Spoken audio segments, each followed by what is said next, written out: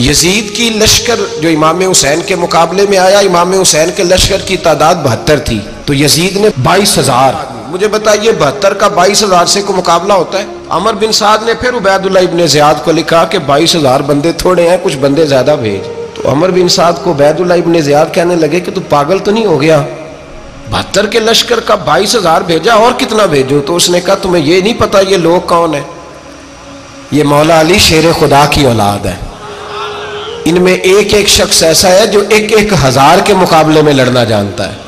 تو یہاں کمزوری دکھائی جاتی ہے. ہمارے بچے سمجھنے لگے ہیں کہ یہ شاید کوئی ایسی داستان ہے، اور اس طرح کا ماحول ٹی وی پہ میں دیکھ رہا تھا، اس طرح کا ماحول بنایا جاتا ہے جیسے کوئی خوف ہے.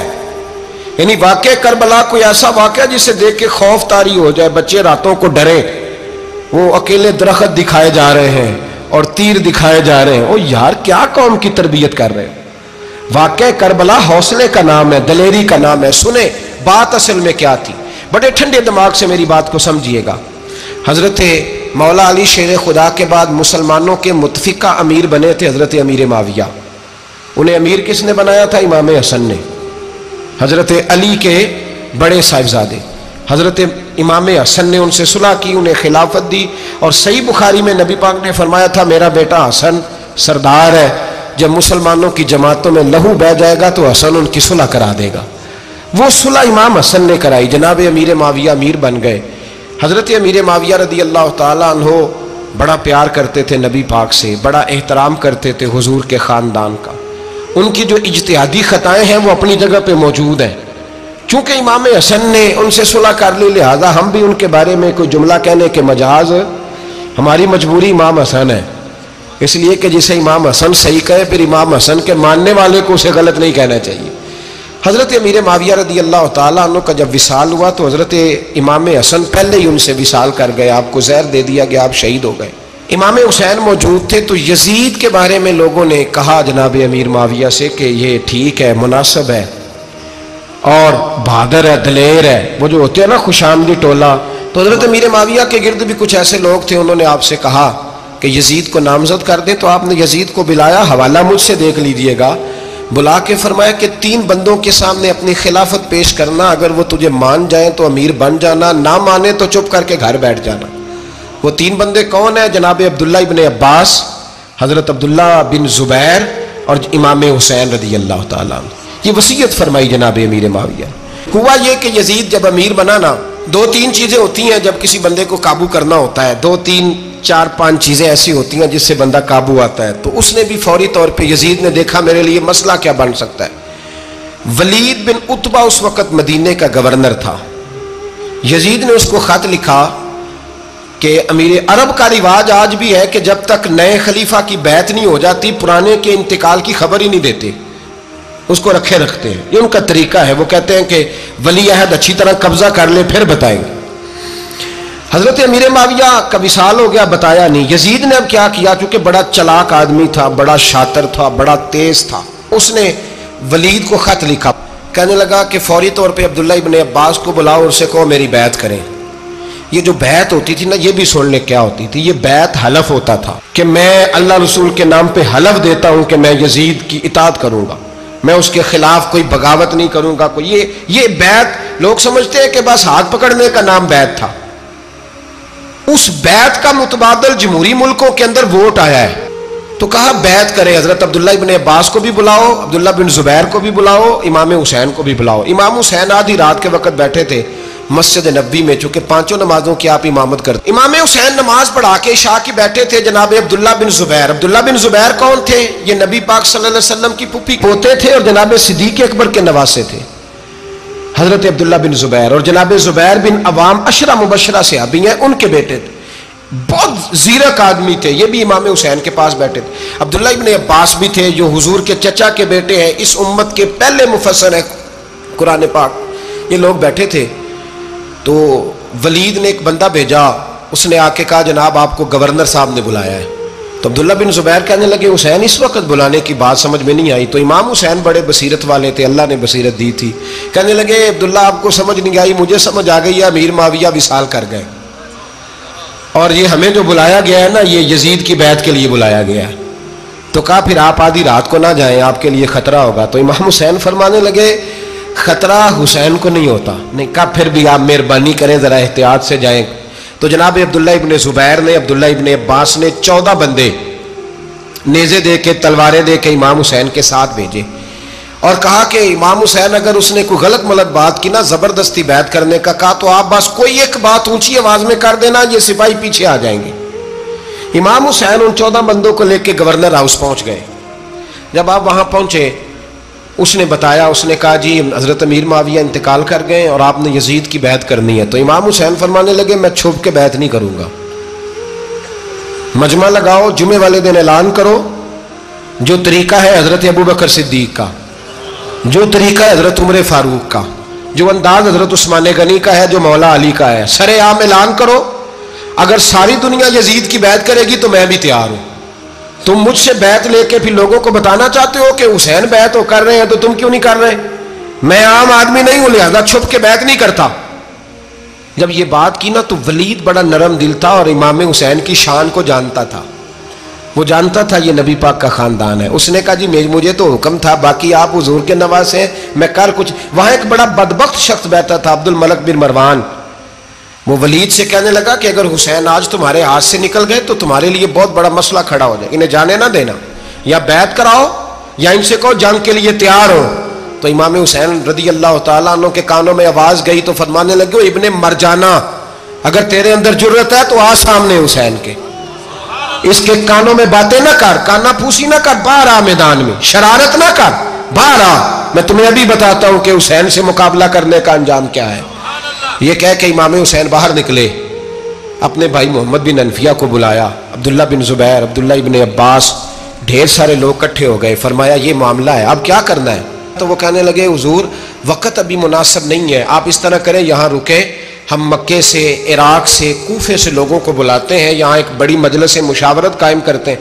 امام حسین فرمانے لگے اگر تم مشاورت قائم کرو گے تو ولید اور عبد الملک بن مروان وہ تو جنگ کرنے کو تیار ہے، اور نبی پاک نے فرمایا ایک مینڈا ہوگا جس کی وجہ سے مدینے کی گلیوں میں لہو بہے گا۔ فرمانے لگے میں وہ بکرا، وہ مینڈا نہیں بننا چاہتا۔ کہا پھر آپ کیا کریں گے؟ تو امام حسین رو پڑے، فرمانے لگے میں مدینہ چھوڑ جاؤں گا لیکن مدینے کی حرمت پامال نہیں ہونے دوں گا۔ امام علی مقام آدھی رات کے وقت نکلے، سیدہ فاطمہ کا دروازہ ایک اس دن تھا جس دن حضرت مولا علی کوفے چلے گئے تھے، اور دوبارہ آج تالا لگا جب امام حسین نکلے۔ آپ جنت البقیع کے پیچھے کھڑے ہو کے حضور کا روضہ دیکھنے لگے، اس وقت گنبد تو نہیں ہوتا تھا، روضہ دیکھنے لگے۔ نانا تیرے کرم کے خزینے کی خیر ہو، میں جا رہا ہوں تیرے مدینے کی خیر ہو۔ سارا خاندان لے گئے، مکے تشریف لے گئے، حج کے ایام قریب آنے والے تھے۔ امام حسین نے وہاں لوگوں سے باتیں کی۔ جب امام حسین وہاں پہنچے تو کوفے سے خط آنے لگے۔ کوفہ حضرت علی کا دارالخلافہ تھا، وہاں آپ کے محبین، پیار کرنے والے ڈھیروں تھے، انہیں خط لکھے کہ حضور آپ چپ کر کے بیٹھے ہوئے ہیں اور ہمارے اوپر یزید مسلط ہو گیا ہے، آپ اگر میدان میں نہیں نکلیں گے، آپ نہیں آئیں گے تو ہم اللہ کی بارگاہ میں شکوہ کریں گے کہ کوئی ہماری کمان کرنے کو تیار ہی نہیں ہوا۔ اور وہ خط 1 2 3 نہیں آئے، وہ خط اتنے تھے کہ 3 بوریوں میں بھرے تھے امام حسین، 3 بوریوں میں۔ اب مجبوری ہو جاتی ہے، حق کے لیے کئی دفعہ بات کرنا مجبوری ہوتی ہے، اگر نہیں کرے گا تو پھر اس کو بھی قبر میں جواب دینا پڑے گا۔ امام علی مقام رضی اللہ تعالیٰ عنہ نے مکے میں اب لوگوں کو جمع کیا مشورے کے لیے۔ ہر بندے نے کہا حضور وہ بلا تو رہے ہیں پر اپنے وعدوں کے پکے۔ کہا حضور وہ پکے نہیں، آپ نہ جائیں۔ ہر بندے نے کہا حالات ٹھیک نہیں، حالات گراؤنڈ ریالٹی صحیح نہیں، یہی مشورہ آج بھی ہر بندہ دیتا ہے، ابھی حالات نہیں۔ اتنے خراب حالات کبھی نہیں ہوئے تھے جتنے امام حسین کے دور میں تھے، لیکن فرمایا میں دین کے خلاف غلط حکمران کو مسلط ہونے کی اجازت، بول کے بتائیے، بول کے، غلط حکمران کو مسلط ہونے کی اجازت مزاحمت کروں گا، مخالفت کروں گا۔ امام کہنے لگے کوئی بات نہیں، وہ میرے ساتھ چلے نہ چلے لیکن میں کوفے جاؤں گا، وہ لوگ میرے ساتھ کھڑا ہونے کو تیار ہے تو وہ جھوٹ ہے یا سچ ہے پر میں چلوں گا۔ جب امام علی مقام نے اصرار فرمایا تو جو آپ کے قریبی صحابہ کرام کی اولادیں تھی ساری، یہ بھی اب بیماری ہے، کچھ لوگ کہتے ہیں جی صحابہ نہیں ساتھ چلے، تو میں کہتا ہوں اہل بیت نبوت کے تو کل افراد 21 تھے، تو 72 میں باقی اولادیں کس کی تھی؟ وہ ساری صحابہ کی اولادیں تھی، وہ سارے. پتہ نہیں کیوں اس طرح کا فلسفہ بیان کیا جاتا ہے جس میں حالات خراب ہو. حضرت سیدنا امام علی مقام کو جب بہت زیادہ کہا گیا نا تو امام حسین رضی اللہ تعالیٰ انہوں نے فرمایا چلو میں ایک کام کرتا ہوں، مسلم بن عقیل کو بھیجتا ہوں. حضرت علی کے بھتیجے ہیں، امام حسین رضی اللہ تعالیٰ عنہ کے چچا کے بیٹے ہیں، حضرت عقیل کے صاحبزادے مسلم بن عقیل. بڑے سمجھدار آدمی تھے، معاملہ فہم تھے، بڑے جری تھے. اتنا زبردست مشورہ کم لوگ دیتے ہیں جتنا حضرت مسلم بن عقیل دیتے تھے. ان کو بھیجا گیا کوفے. اب اس میں بڑی تفصیل ہے، وہ اپنے 2 بچے بھی لے گئے. جب وہ کوفے پہنچے نا تو کوفے پر جناب نعمان بن بشیر کی حکومت تھی. آپ گورنر تھے اور اہل بیت سے بڑی عقیدت رکھنے والے، نرم رویہ. عبید اللہ ابن زیاد کوفے کا گورنر نہیں تھا، یہ کسی اور علاقے کا تھا. جب آپ وہاں پہنچے تو نعمان بن بشیر نے دیکھا کہ حضرت مسلم بن عقیل آئے ہیں تو لوگ دوڑے ان کی بیعت کرنے، بھاگے.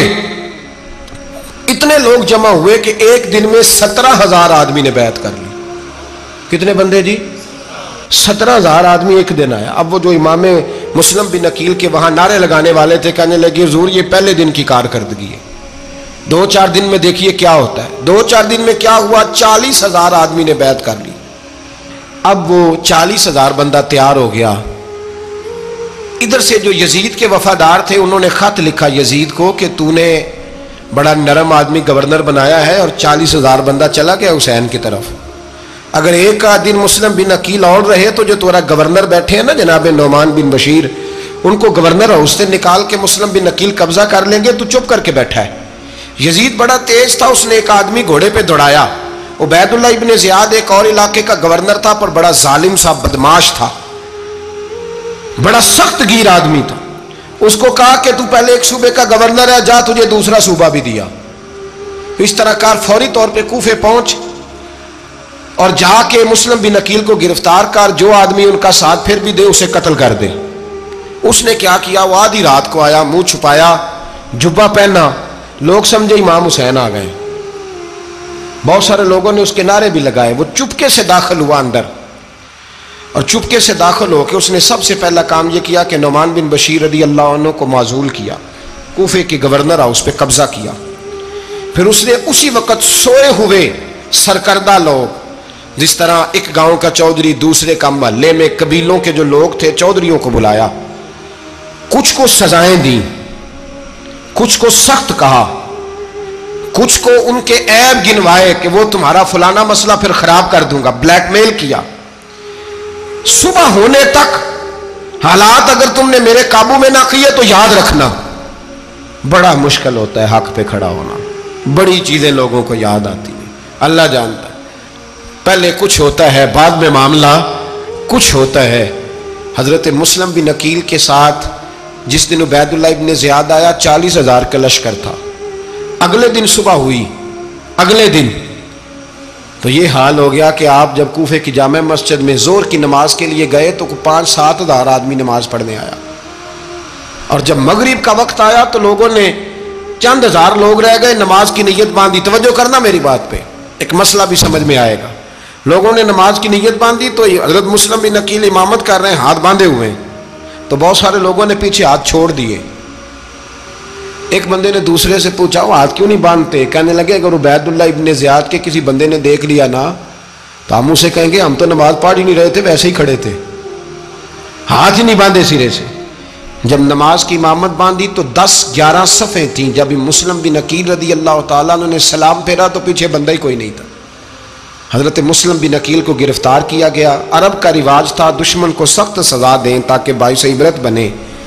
بہت اونچا مینار تھا کوفے کا گورنر ہاؤس کا، اوپر لے جا کے جناب مسلم بن عقیل کو زمین پہ گرایا گیا. اور جب وہ شہید ہو گئے تو شہید ہونے سے ایک رات پہلے وہ خط لکھ چکے تھے امام حسین کو کہ آپ آ جائیں، حالات بڑے اچھے ہیں. خط ملا تو امام حسین مکے سے کوفے کی جانب چل پڑے. امام علی مقام رضی اللہ تعالیٰ عنہ جب چل پڑے تشریف لا رہے تھے تو رستے میں فرزق شاعر ملا، بڑا محب اہل بیت تھا. رستے میں ملاقات ہوئی، اللہ اکبر. حضرت مسلم بن عقیل جب گرایا شہید ہو گئے تو پھر اس نے اس طرح کیا کہ آپ کی لاش کو لٹکا دیا چوک میں. لوگ دیکھتے تھے تو عورتیں بچوں کو کہتی تھی تو نے باہر نہیں نکلنا, ہم نے نہیں امام حسین کے ساتھ چلنا, بس بڑا خوف ہے, کوئی بندہ نہ باہر نکلے, کوئی نہیں ضرورت ہمیں, حالات بہتر ہوگی تو دیکھی جائے گی. آج کتنے لوگ ہیں, کتنی دیگیں پکی, کتنی نیازیں بٹی, کیا کچھ ہوا. آپ ناراض نہ ہونا, میں آپ میں سے ہوں, آپ مجھ سے ہیں, یہ بات آپ کی نہیں میری سب کی ہے. آج بھی اگر امام حسین کے نام پہ جان دینے کی باری آئے گی تو دیگیں ہی رہ جائیں گی. ناراض تو نہیں ہو گئے آپ لوگ؟ فٹافٹ مائیں کہیں گی باہر نہیں جانا, بالکل پتر سانو کی لگے, سارا دن کوئی ہمارے لیے. وہ پیر صاحب تو کرتے رہتے ہیں باتیں, ان کا تو کام ہے, خبردار ہم نے نہیں جانا. دیگیں دینے کو سارے تیار ہیں, جانے دینے کو تیار ہونا. ناراض ہو گئے آپ لوگ؟ چلو کوئی نہیں, ہو جاؤ, خیر صلی اللہ ہے, بات تو ٹھیک کر رہا ہوں نا. حضرت امام حسین رضی اللہ تعالیٰ عنہ نے فرزق شاہ رستے میں ملا تو امام حسین کو کہنے لگا کہاں جا رہے ہیں؟ فرمایا میں کوفے جا رہا ہوں. کہنے لگا حضور نہ جائیے گا, لوگوں کے دل آپ کے ساتھ ہیں, تلواریں آپ کے ساتھ نہیں. سیدنا امام حسین رضی اللہ تعالیٰ عنہ کو آ کے کہا حضور وہ سارے کوفے والے مانتے ہیں کہ بات حسین کی ٹھیک ہے لیکن آپ کی سپورٹ نہیں کریں گے. اور اگلی بات فرزق نے یہ کی کہ حضور میں حضرت مسلم بن عقیل کی لاش کو لٹکی ہوئی دیکھ کے آیا ہوں کوفے کے چوک میں. بڑا ہی خوبصورت فکرہ ہے امام حسین کا. فرمانے لگے میرا بھائی لٹکا ہوا تھا, کہیں کسی کے آگے جھکا تو نہیں تھا؟ لٹکا ہی تھا نا, کہیں جھکا تو نہیں کسی کے آگے؟ کہا حضور نہیں. تو آپ فرمانے لگے اگر مسلم بن عقیل لٹک گیا تو حسین بھی لٹک جائے گا, لیکن جھکے گا. حضرت امام حسین تشریف لائے, بچوں سمیت آئے. حر بن یزید ایک شخص تھا. حر بن یزید ایک مختصر سا لشکر لے کے اس نے امام حسین کو ایک جگہ پہ روکا, پھر دوسری جگہ پہ روکا, بالآخر تیسری جگہ پہ روکا. تو امام حسین نے فرمایا جگہ کون سی ہے؟ کہا حضور کرب و بلا. فرمایا بس یہی خیمے لگا دو, یہی. حضرت سیدہ زینب نے پوچھا امام حسین سے کہ سارے زمانے نے روکا ہے, ٹھیک ہے آپ حق پہ ہیں, یہ بھی سب نے کہا ہے آپ حق پہ ہیں, پر روکا بھی سب نے, آپ روکے کیوں نہیں؟ تو ابن کثیر اور ابن اسیر لکھتے ہیں کہ امام حسین رو پڑے, کہنے لگے بہن میں رک جاتا پر میں نے رات کو نانا مصطفیٰ کو خواب میں دیکھا ہے. تو حضور نے فرمایا حسین اگر آج یہ رواج پڑ گیا نا یزید جیسے لوگوں کا تو قیامت تک پڑا رہے گا. پھر لوگ کہیں گے کوئی نکلا نہیں تھا تو ہمیں بھی نکلنا, پھر لوگ ظالموں کے سامنے گردنیں جھکانے کے عادی ہو جائیں.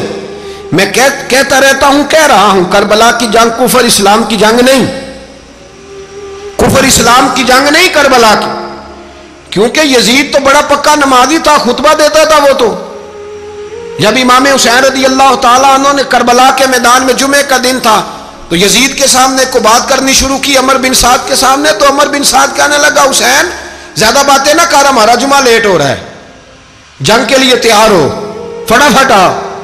اہل بیت نبوت کو قتل کریں گے اور قتل کے بعد پھر نماز پڑھیں گے اور پھر کہیں گے اللہم صلی علی محمد وعلی آل محمد, اسی نماز میں پھر درود بھی پڑھیں گے.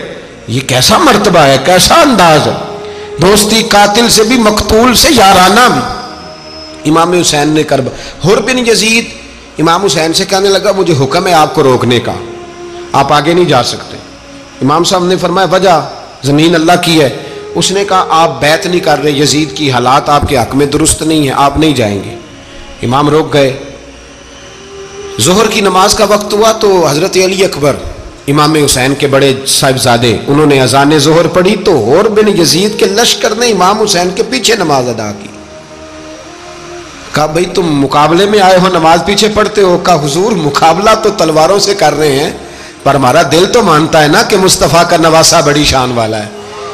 حر بن یزید نے 3 نمازیں لشکر سمیت امام حسین کے پیچھے پڑھی ہیں, 3 نمازیں, ظہر اثر اور مغرب. پھر امام حسین کے سامنے شرائط پیش کی کہ آپ کو یہاں گھیر لیا گیا ہے, یہاں آپ بیعت کریں گے, یہاں جنگ کریں گے, 2 ہی باتیں. امام حسین نے فرمایا نہیں بھائی بیعت تو میں نہیں کرتا, اس کے علاوہ تم جو کہتے ہو میں کرنے کو تیار ہوں. اس نے خط لکھا, عبید اللہ ابن زیاد کو ایک بندہ دوڑایا پیچھے, کوفے چند میل پہ کوفہ تھا. کہا وہ نہیں مان رہے, کیا کرنا ہے؟ تو حسین ابن علی ہے, میں زیادہ دیر انہیں روک بھی نہیں سکتا. انہوں نے پیغام دیا حر بن یزید کو کہ کرنا کچھ بھی نہیں, ان کا پانی بند کر دو, بلیک میل کرو, کھانا پانی نہیں ملے گا, چھوٹے چھوٹے بچے ہیں, خود ہی مان جائیں گے. حضرت इमाम अली मकाम के बारे में हुर के पास जब ये पैगाम आया तो हुर कहने लगा मेरी तबीयत नहीं मानती हुसैन पर पानी बंद करूं, दिल नहीं मानता। जब ये लफ्ज़ कहे ना दोबारा तो फिर उबैदुल्लाह इब्ने ज़ियाद ने अमर बिन साद को 10,000 आदमी दे के भेजा। का हुर बिन यजीद लचक दिखा रहा है हुसैन के हक में। एक रे का इलाका था, बड़ी वहां फसल होती थी, लोग कोशिश करते थे वहां का गवर्नर बनने की कोशिश करते थे। तो उबैदुल्लाह इब्ने ज़ियाद कहने लगा तुम्हें रे की गवर्नरी मिलेगी, सबसे सरसब्द शादाब इलाका, तुम्हें वहां का गवर्नर बनाया जाएगा अगर हुसैन के खिलाफ लड़ोगे। ये इतनी जबरदस्त होती है गवर्नरियां कि गवर्नरियों के लिए लोग नस्ल रसूल के खिलाफ भी निकल आते हैं। ये इतनी तगड़ी होती हैं, इतनी जल्दी वफादारियां बदलती हैं। वक्त इतना नहीं कि मैं मजीद तफसील में जाऊं। इमाम हुसैन को रोक लिया गया, अमर बिन साद ने रोक लिया। यकम मुहर्रम को इमाम आए, 7 मुहर्रम तक रोका गया, 7 मुहर्रम को पानी बंद कर दिया। जानवर पानी पीते थे, घोड़े पीते थे, कुत्ते पीते थे, लेकिन मुस्तफ़ा के घराने को पानी पीने की इजाज़त। 3 दिन तक पानी बंद रहा। 9 मुहर्रम को अमर बिन साद ने और लोग बुलाए। शिमर एक बड़ा सख्त आदमी था, संग दिल बदबख्त, जिसने हजरत अली असगर के गले पर तीर मारा था, वो और लश्कर लेके आया। रात को कहने लगा इमाम हुसैन रज़ी अल्लाह तआला अन्हु से कि बस बड़ा हो गया, ये 9-10 मुहर्रम की दरमियानी रात, या आप जंग करेंगे या आप बैत करेंगे, 2 ही बातें। इमाम हुसैन अंदर गए, सैयदा ज़ैनब से मशवरा किया, बाहर आए, फरमाया बात वही है जो पहले दिन वाली है। इमाम हुसैन रज़ी अल्लाह तआला अन्हु ने फरमाया भाई बैत तो मैं नहीं करता, बाकी जो तुम्हारा प्रोग्राम है। शिमर और इब्ने साद कहने लगे फिर जंग के लिए तैयार हो जाएं। क्या अंदाज है इमाम हुसैन का। फरमाने लगे कल जंग करूंगा, मुझे पता तो है जंग का नतीजा क्या निकलना है, एक रात मुझे दे दो ताकि मैं खुल के अपने रब की इबादत तो कर लूं। हुसैन ने जाना है, मुझे पता है कल रिजल्ट 72 और 22,000 का क्या एक रात मुझे दो, मैं मालिक से राज न्याज तो करूं। मैं गोया उससे पूछूं तो सही कि मालिक मेरे वालिद भी शहीद हैं, भाई भी शहीद हैं, नाना को भी दुखों में देखा है, तो अब मेरी बारी है, तो मालिक मैं हाजिर हूं, मुझे मौका तो दो। इसलिए कि मेरे नाना ने बदर में भी सारी रात इबादत की थी, सुबह मुझे मौका दो। और दुनिया का उसूल है जब कोई मौका मांगता है तो दिया जाता है। ये दोनों कहने लगे कोई मौका नहीं। हुर बिन यजीद पीछे से बोला, कहने लगा नहीं बदतमीजी ना करो, हुसैन को मौका दो, तुम्हें देना पड़ेगा। मौका दिया। हुर बिन यजीद ने फिर मिन्नत की, कहा हुजूर आप मेहरबानी करें मान जाएं। फरमाया मानने वाला खाता कोई नहीं। ये बड़ा मुश्किल काम है भाई, ज़मीर का सौदा अब तो आम हो गया, बाजार लगते हैं, रेट लगते हैं, अपनी अपनी चाहतों पे लोगों ने अपने अपने अंदाज सजाए हुए। कोई आदमी बस अच्छे तरीके से नाम ले ले तो बस हम उसके पीछे चल जाते। अब तो आम हो गया ये मामला। इमाम हुसैन ने फरमाया हो ही नहीं सकता, मुमकिन ही नहीं है। सारी रात इबादत में गुजरी, रियाजत में गुजरी। तहज्जुद का वक्त हुआ तो घर वालों को बुलाया, फरमाया देखना तुम्हारी सी की आवाज ना बाहर आए, खबरदार सी की आवाज ना आए। और इमाम ज़ैनुल आबिदीन से फरमाया तू बीमार है, तू जिहाद नहीं करेगा, लेकिन ख्याल रखना पीछे। और बड़ी कीमती बात बता रहा हूँ, हमारी बीवियाँ किसी के घर मैयत हो जाए तो 4 दिन बुखार नहीं उतरता। इमाम अली मकाम ने सैयदा ज़ैनब से फरमाया तू बड़ी है, मेरी बहन है, पीछे सारे बच्चे हैं, जवान हैं, इनके हौसले तेरी जिम्मेदारी हैं। सुबह जंग का तबल बजने लगा, फजर की नमाज पढ़ी, सूरज चढ़ा, 10 मुहर्रम का दिन, जुमे का वक्त। जनाब सैयदना इमाम हुसैन रज़ी अल्लाह ताला अन्हु ने रेत पर सजदे किए, लंबे सजदे, लंबी नमाज। सूरत शम्स की आयात दूसरी रकत में पढ़ी तो सारा करबला गूंजने लगा। क्या अंदाज़े तकल्लुम था इमाम अली मकाम का। नमाज मुकम्मल हुई तो हुर बिन यजीद, अमर बिन साद और शिमर से कहने लगे वाकई हुसैन से लड़ोगे, पता नहीं कौन है। कुल्ला सालुकुम अलैहि अजरन, तुमने नहीं पढ़ा, इल्लल मवद्दत फिल कुर्बा, तुम्हारी आंखें बंद है। अल हसन वल हुसैन सय्यदु शबाब अहले जन्नह, तुम्हें नहीं पता। कहने लगा चुप कर, हुकूमत नजर आ रही है। और बिन यजीद कहने लगे फिर मेरा भी फैसला सुनो, मुझे हुकूमत नहीं चाहिए, मुझे जन्नत चाहिए, हुकूमत नहीं चाहिए। इमाम हुसैन की पहली फतह देखें, और बिन यजीद एड़ी लगा के ना यजीद के लश्कर से निकल के इमाम हुसैन के लश्कर में शामिल हो गया। और पहला शख्स जिसने इमाम हुसैन को रोका इमाम हुसैन के नाम पर पहला सर भी इसी शख्स ने कटाया है। लेकिन यजीद की कब्र पे लानत भी कोई नहीं बरसाता। उसका महल था बहुत बड़ा, लेकिन जब लोग करबला में इमाम हुसैन को सलाम करने जाते हैं तो कदमों में हुर बिन यजीद का मज़ार भी बना हुआ है, उसको भी सलामी दी जाती है। और अब हम अकेला हुर बिन यजीद नहीं कहते, हम कहते हैं हुर बिन यजीद रदी अल्लाह ताला। अब हम इतनी ताजीम करते हैं उस हुर की। जनाबे इमाम हुसैन को मैदान में खड़ा किया गया, जिहाद का तबल बजा, पहले खुद्दाम आए। और सुन लो, आज वो पता नहीं बाजारी से लोग चढ़ गए स्टेजों पे, बाजारी से, ना चेहरे पे दाढ़ी है ना सर पे कोई कपड़ा है, बाजारी लोग हैं, भाग रहे हैं, बाजू चढ़ाए हुए हैं, बटन खोले हुए हैं, तमाशा बना दिया। सुनने वालों का भी अल्लाह ही हाफिज है। वो स्टेज पे ये अहले बैत की शान बयान करता है, भाग के उधर जाता है। भाई ये कोई तरीका है? सुनने वालों का भी अजीब अंदाज है, हर बंदे को सुनने बैठ जाते हैं। दीन मुहज्जब है, तहजीब वाला है, दलाइल रखता है, दीन वकार रखता है, ऐसे लोग अब दीन बयान करेंगे?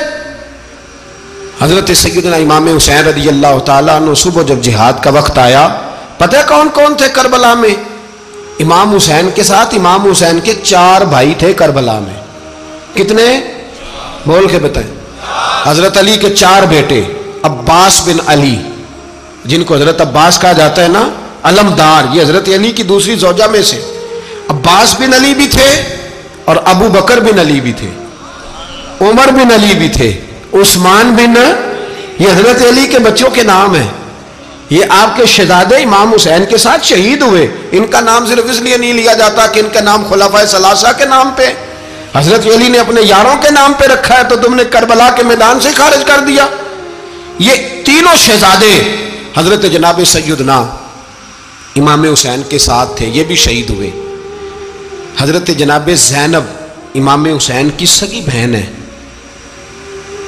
इनके 2 बच्चे थे, औन और मोहम्मद।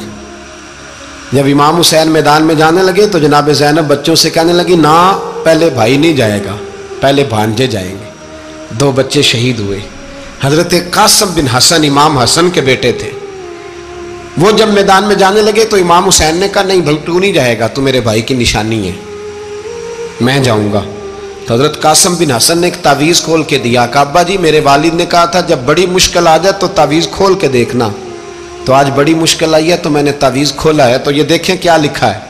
ये तो रुका है, तावीज़ है ही नहीं। जब खोल के देखा तो उस पर लिखा था, कासिम अगर हुसैन पे कोई कड़ा वक्त आ जाए तो बैठ के आगे आगे रहना, अगर कड़ा वक्त मेरे भाई पे कभी आ जाए ना, देखना इसके आगे आगे चलना, इसे हसन की कमी ना महसूस हो। भाइयां जिहा साख नहीं कोई जे विच खार ना होवे। सैयदना इमाम हुसैन पहली दफ़ा करबला में उस वक़्त रोए जब ये रुका। आपने देखा तो फरमाया, ठीक है, अगर हसन की ये वसीयत है तो मैंने ज़िंदगी में अगर उनकी हर बात मानी है, अब भी मानूंगा, तुम्हें इजाज़त है। जनाब कासिम बिन हसन 16 साल का जवान जब मैदान में निकले तो हाय हाय पता नहीं कहाँ से आ गई है।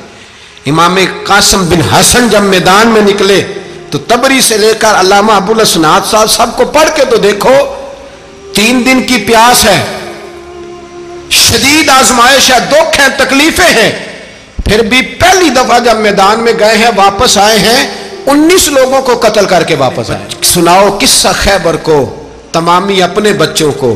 अली की दास्तां सुन के दिलों से डर निकलता है। अली की दास्तां सुन के दिलों से, ये जो बच्चे डर रहे हैं ना, वो हो चिमगादड़ आ गई, काकरोच आ गया, ये खौफ निकल जाएगा अगर हजरत कासिम बिन हसन की बात सुनेंगे। दर्जनों लोग आपने कत्ल किए। एक दफा आए, कहा चाचा यजीद का लश्कर तो बड़ा ही बुज़दिल है, अगर चंद कतरे पानी मेरे हलक से गुजरे तो मैं सारे काट के ले आऊंगा आपके पास, चंद कतरे। लेकिन थोड़ी देर गुजरी, अमर बिन साद कहने लगा, अकेले अकेले जाओगे तो अली का पोता है, ये सबको मार देगा, इकट्ठे जाओ। चारों जानब से तीर बरसे, एक तीर लगा आके गर्दन के पीछे, बस जनाब सैयदना कासिम बिन हसन घोड़े से नीचे गिरे। तो जनाब ज़ैनब हौसला करके आंसू समेट के कहने लगी, मैं देख रही हूँ पर्दे के पीछे से हुसैन मेरे भाई का बेटा गिर गया है, जा उसे उठा के ला। हज़रत इमाम हुसैन उनको उठा के लाए تو امام حسین نے سینے سے لگایا ہوا تھا تو ان کے پیر، ان کا قد لگتا تھا امام حسین سے زیادہ ہے، اٹھا کے لایا، لٹا دیا گیا۔ امام حسین کے اپنے بڑے بیٹے میدان میں نکلنے کو، علی اکبر نام ہے، جب جن لوگوں نے حضور کو نہیں دیکھا تھا وہ جب کہتے نا ہم نے نبی پاک کا دیدار نہیں کیا تو بتاؤ کس طرح کے تھے، تو بتایا جاتا تھا کہ جناب علی اکبر کا دیدار کرو، ہم شبیہ مصطفیٰ۔ اور جب وہ گلیوں میں نکلتے تھے تو عورتیں چھتوں پہ چڑھ جاتی۔ جناب علی اکبر رضی اللہ تعالیٰ عنہ تلوار لے کے میدان میں نکلے، جوان بیٹے دینے بڑے مشکل۔ او یارو رٹا کیا ہے یہ تو بتاؤ، کہ ظالم آدمی حکمران، یار یہ رٹا ہے، ایک ظالم کا رستہ روکنا ہے، اس رٹے کے لیے ہم شبیہ مصطفیٰ۔ جناب سیدنا امام علی اکبر میدان میں نکلے، بڑے لوگ مارے، بڑے، پھر ایک تیر ان کے بھی گلے میں لگا، اور جب وہ گرے نا زمین پہ تو حضرت امام حسین دوڑ کے آئے، دوڑ کے، اور جب تشریف لائے تو ان کے گلے سے تیر کھینچا تو ایک جملہ لکھا ہے صاحب تبری نے، اس نے حد کر دی، کہنے لگے تیر کھینچا تو امام حسین کی آنکھوں میں آنسو آئے، کہنے لگے کاش جناب ابراہیم آج میرے سامنے ہوتے تو میں انہیں کہتا کہ آپ نے تو بیٹا ذبح کرتے وقت آنکھوں پہ پٹی باندھی تھی، دیکھو میں کھلی آنکھوں سے بچے ذبح کر رہا ہوں، کھلی آنکھوں، کاش جناب ابراہیم خلیل ہوتے تو انہیں کہتا۔ جناب علی اکبر بھی شہید ہوئے۔ حضرت علی اصغر کو تو اچانک اٹھایا تھا امام حسین، باہر نکلے تو گردن پہ تیر لگا تو 6 مہینے کا بچہ وہ بھی شہید ہوا، خون اچھالا آسمان کی طرف تو کہا مولا دیکھ لے، میں نے 6 مہینے والا بھی نہیں بچایا، وہ بھی دے دیا ہے۔ پھر حضرت عباس کو بیٹیوں نے کہا کہ اب نہ، کچھ کہتے ہیں پہلے شہید ہوئے، کچھ نے لکھا بعد میں، کہ اب ہم سے پانی کے بغیر نہیں رہا جاتا، تو جناب عباس پانی کا مشکیزہ لے کے نکلے باہر، ایک ہاتھ کٹا، دوسرے پہ مشکیزہ وہ بھی کٹا، پھر پانی تو بھر لیا تھا لا نہ سکے، پھر گردن کٹی تو شہید ہوئے۔ بچوں کی بھی شہادت ہوئی، پر جب ان کا لاشا اٹھایا تو امام حسین کہنے لگے مولا اب نہ حسین کی کمر کمزور ہو گئی ہے، اب کمزور ہو، اور بھائی ایک میت ہو جائے تو 4-5 دن تو پوری آنکھیں نہیں کھلتی، کیسا جری خاندان ہے۔ تھوڑی دیر گزری تو امام علی مقام نے پٹکا باندھا، سر پہ دستار باندھی، مولا علی کی تلوار پکڑی، نبی پاک کا امامہ باندھا اور گھوڑے پہ سوار ہوئے تو کہنے لگے زینب گھر تیرے حوالے اور میں اللہ کے حوالے، گھر تیرے حوالے اور میں، اور پھر امام حسین نکلے، امام علی مقام نکلے۔ راوی کہتے ہیں کہ یہ جلوہ پہلے بھی بڑے سونے تھے پر آج جو رنگ دیکھا وہ کبھی نہیں دیکھا، کیا انداز تھا، جدھر جاتے نعرہ لگاتے تو حد ہو جاتی، اتنے لوگ امام حسین نے کاٹے، اتنے کاٹے، پھر واپس پلٹ کے آئے اور کہنے لگے زینب ذرا پردے کے پیچھے سے دیکھ تو صحیح میری بہن، ان بزدلوں کو جرت ہی نہیں ہو رہی حسین کے مقابلے میں آنے، ایک دوسرے کو دھکا دیتے، تو جا تو جا، پھر اکٹھے وار ہوئے۔ یہ کون ہے کٹا ہوا، لباس ہے پھٹا ہوا، یہ بال یقین حسین ہے، نبی کا نور عین ہے۔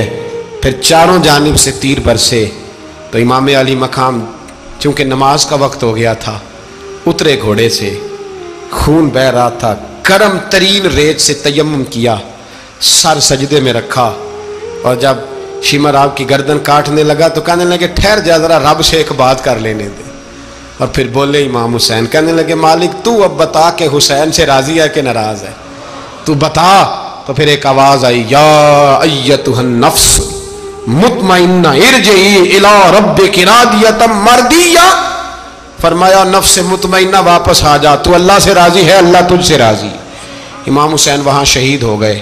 اب یہ قافلہ امام حسین کا سر کاٹ، ذرا دیکھنا غور کرنا، سر کاٹ کے نیزے پہ رکھا ہے، جسم کربلا میں پڑا ہے، عورتوں کو گھوڑوں پہ بٹھا کے لے جایا گیا یزید کے دربار میں۔ یزید پہلے عبید اللہ ابن زیاد نے بدتمیزی کی، پھر یزید نے کی۔ سعودی عرب کا ایک مولوی بول رہا تھا، سعودی عرب کا، ان سے بھی بڑا عشق ہے، جس نے تقریر سننی ہو میرے پاس ہے۔ ہمیں لوگ مشورے دیتے ہیں کہ جو یزید کو اچھا کہے اور حسین کو باغی کہے اس کو ہم امام مان لیں، اس بے شرم بے حیا کو جو نبی پاک کے گھرانے کے بارے میں بکے اسے امام۔ سعودی عرب میں مسجد نبی میں درس دینے والا جس نے تقریر سننی ہو میرے پاس ہے، وہ کہتا ہے یزید تو بڑا اچھا آدمی تھا، اس نے تو بڑی خدمت کی، تو میں نے اسے کہا رشتہ داری کر لیا یزید کے ساتھ، قریب ہو جا، شرم نہیں آتی؟ آج بھی نبی پاک کا دل دکھاتے ہو، حیا نہیں آتی، خیال نہیں آتا؟ اور لوگ گھر میں بیٹھ کے باتیں کرتے ہیں، کہتے ہیں جی جو بیت اللہ میں ہو وہ بھی برا ہو سکتا ہے۔ بیت اللہ میں تو 360 بت بھی تھے، وہ اچھے تھے۔ مدینے میں تو 360 منافق بھی رہے، پوری سورہ منافقون نازل ہوئی، وہ اچھے تھے۔ عجیب تماشا بنا دیا لوگوں نے مذہب کا۔ وہ آج بک رہا ہے، آج میرے پاس ویڈیو آئی ہے، کہتا ہے یزید نے تو بڑی خیر، وہ تو عبید اللہ ابن زیاد نے قتل کیا۔ بے شرمو، اگر عبید اللہ ابن زیاد نے بھی قتل کیا تھا تو حکومت کس کی تھی؟ بولیں، بول کے بتائیں۔ تو پھر یزید نے عبید اللہ ابن زیاد کو سزا کیوں نہیں دی، بلکہ ایک جگہ 2 گورنریاں دی اس کو، یہ حال کیا؟ بلکہ سنو جو حدیث پاک میں آتا ہے وہ یہ ہے کہ یزید چھڑیاں مار رہا تھا، چھڑیاں امام حسین کے لبوں پہ۔ تو نعمان بن بشیر صحابی تھے، بول پڑے، کہنے لگے یزید بدبخت، ہاتھ پیچھے اٹھا، مجھے اللہ کی عزت کی قسم میں نے سینکڑوں بار نبی پاک کو ان ہونٹوں کو چومتے دیکھا ہے۔ حضرت جناب زینب عورتوں کے مجمع میں پیچھے ہو کے بیٹھی ہیں، یزید کے پاس جب پہنچا لشکر تو یزید کہنے لگا دیکھو اللہ نے مجھے عزت دی اور میرے مخالفوں کا کیا حال ہوا۔ تو بی بی زینب بول پڑی، اتنے صدمے سہے پر آواز توانا ہے، جاندار ہے۔ حضرت سیدہ زینب نے جب سنا نا کہ یہ کہہ رہا ہے کہ مجھے اللہ نے عزت دی، تو جناب زینب بولی، نعمان بن بشیر کہتے ہیں بی بی بولی، اتنے صدمے ہیں پر جناب زینب بولی اللہ اکبر، اس انداز میں بولی کہ پہلے قرآن مجید کی آیت پڑھی، کہنے لگی وَتُعِزُّ مَن تَشَاءُ وَتُذِلُّ مَن تَشَاءُ بِيَدِكَ الْخَيْرُ إِنَّكَ عَلَىٰ كُلِّ شَيْءٍ قَدِيرٌ۔ اور پھر کہنے لگی یزید تو بکتا ہے، کہتا ہے کہ تو عزت والا ہو گیا، یہ تیری حکومت ہے، 4 دن گزرنے دے، تجھ پہ کوئی لعنت بھی نہیں برسائے گا، اور میرے بھائی کا قیامت تک ممبروں میں اور خطبوں میں ذکر ہوا کرے گا، وقت گزرنے دے۔ جب جناب بی بی زینب بول رہی تھی تو حضور کے ایک نابینا صحابی پاس بیٹھے تھے، جناب نعمان بن بشیر کا ہاتھ ہلایا، ہلا کے کہنے لگے کیا علی آ گئے؟ تو علی کی آواز لگتی ہے، جبریل امی بول رہے ہوں جیسے، حکمت کے گوہر رول رہے ہوں جیسے، دربار دمشق میں بی بی زینب کا خطاب، منبر پہ علی بول رہے ہوں جیسے۔